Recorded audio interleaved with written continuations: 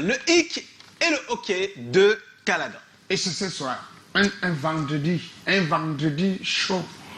Mesdames, messieurs, mon hic, mon hoc mélangé de ce soir va à l'endroit de tous ceux qui pensent que si quelqu'un met une belle chemise et son ami ou son confrère met une chemise qui n'est pas plus belle, ça veut simplement dire que celui qui a mis la mauvaise chemise ou la chemise en naillon, un peu déchirée, est moins bien que l'autre qui a mis la belle chemise. Et du coup, quand il y a parfois des gombos, on veut inviter quelqu'un, on dit que ouais, faisons tout moyen pour que ce soit plutôt l'autre qui a la chemise, qui met toujours la chemise déchirée. Parce que l'autre met déjà de très belles chemises. Ça veut dire qu'il est déjà un peu arrivé. Il a déjà un peu de moyens que l'autre. Donc, beaucoup de gens essayent d'aller sur ces bases pour juger les gens dans le milieu artistique.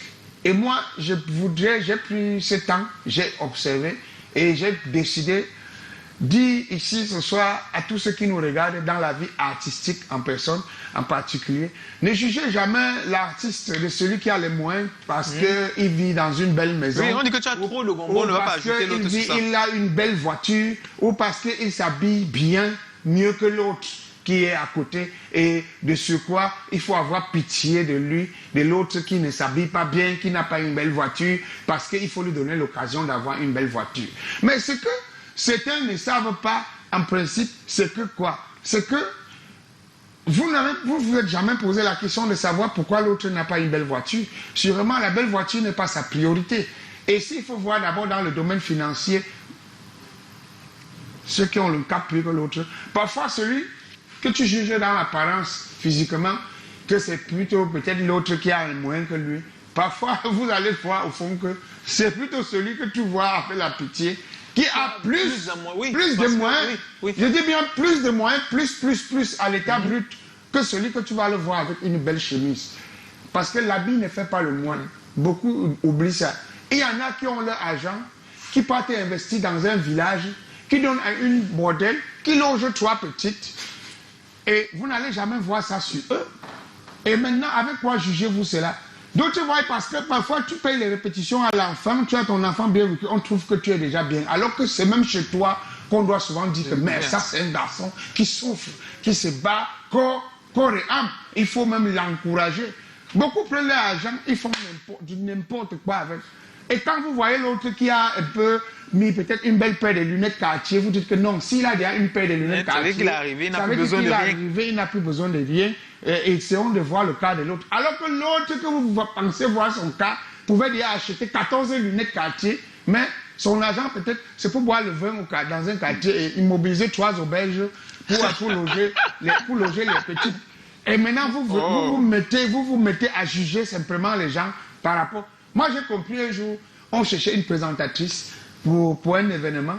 Et quand on était lors de la réunion, j'ai compris les arguments que c'était essayer de mettre pour qu'on choisisse plutôt l'autre. C'est que, non, l'autre est déjà bien, elle a déjà tout.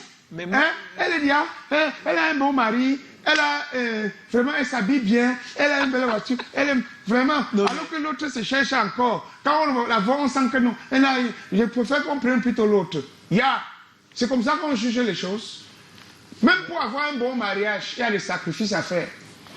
C'est-à-dire qu'il faut se mettre en posture d'une femme. Et pour se mettre en posture d'une femme, il ne faut pas être une mendiante. Il ne faut pas être une femme qui va à gauche, à droite, soutirer quelques sous aux hommes. Parce que certains qui prennent toujours les 10 000, 20 000 à tous les hommes qui se placent devant elles, elles se disent parfois qu'elles sont plus malignes.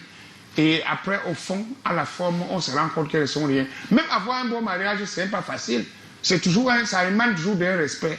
Même avoir des enfants et prendre soin d'eux, ce n'est pas facile par rapport à l'autre. Il y en a qui fuient juste la responsabilité. Donc, un bon entendeur, salut. Ne jugez plus les gens parce que l'autre a mis les lunettes Cartier, l'autre a mis une belle chaussure, l'autre n'a jamais mis une belle chaussure. Vous pouvez savoir comment l'autre a pu... Ça arrive régulièrement, mais moi je pense que ceux qui font ça, c'est des gens qui n'ont pas vraiment compris le métier de l'image. Bon, si je peux dire ça comme ça, j'ai un peu assisté une fois à ce genre de comparaison, et ça te concernait, Tati. On trouvait que justement tu es trop classe, tu es trop bien mise et tout ça, et que tu coûterais forcément très cher. très cher, c'est vraiment une expression qui se colle pas très bien parce que c'est une question de standing. Si vous organisez un anniversaire, vous avez peut-être besoin d'une présentatrice, s'il faut, d'un standing moyen. Tati, c'est la grande classe. Tati présente des cérémonies à Dubaï, à New York, aux États-Unis. Après, avoir de la classe, c'est bien, mais bien faire aussi. Bien faire, voilà, oui. Il y a un contenu qu'il faut qui va avec. Et je pense que le métier de l'image aussi, ça va avec vendre un tout petit peu du rêve.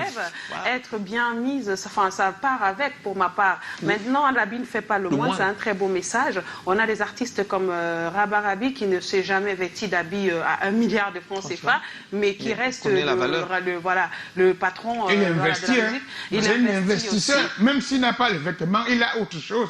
Voilà. Vous n'allez jamais voir, j'ai jamais vu ton fils avec un bijou en or sur lui, mais alors que celui qui n'a même pas assez de moyens, le genre d'or qu'il porte, ça pèse sur son cou jusqu'à toi, tu dis que hey, c'est quelle qualité ça. Je dis que le vrai marabout n'a pas besoin de mettre la plaque. Chacun a son domaine sur lequel il immortalise ses revenus. Rabarabi, tu ne peux pas lui parler, c'est tout un domaine. C'est tout un domaine. Quand tu arrives ici à Mobile Bonakwama, tu vois par derrière, c'est la résidence Rabarabi où il y a les locataires. Tu arrives à Makepe, c'est autre chose. Tu arrives à Bomono, c'est la Chimamelu. Donc avec ça, c'est une personnalité. Et il y a des gens ici encore également que tu vas voir, il va te faire le bruit de 1 million alors qu'il ne vaut même pas 300 000 ou 100 000 francs. Il y en a aussi qui font ce bruit et qui valent ce qui... Tous ces bruits dans le bois pour rien. Vous avez déjà vu Mitumba trop bavarder? Jamais. Mitumba bavarder beaucoup. Alors que c'est un patron de la comédie. Oui. Manola, est-ce que vous l'avez entendu faire du bruit? C'est un patron, ce sont des patrons de la comédie. C'est vrai. Ce sont eux qui font la fierté du cinéma camerounais de nos jours. Et que si tu veux même, toi qui veux le tenter, tu ne peux pas le tenter n'importe comment. Parce que même si c'est en France, ils répondent. C'est un très beau message, Callaghan. Faisons très attention. Merci beaucoup. Et ils travaillent, c'est des bosseurs. C'est une interpellation pour les promoteurs. Alors, je prends 2-3 messages qu'on retrouve sur la page Facebook de Canal 2 International.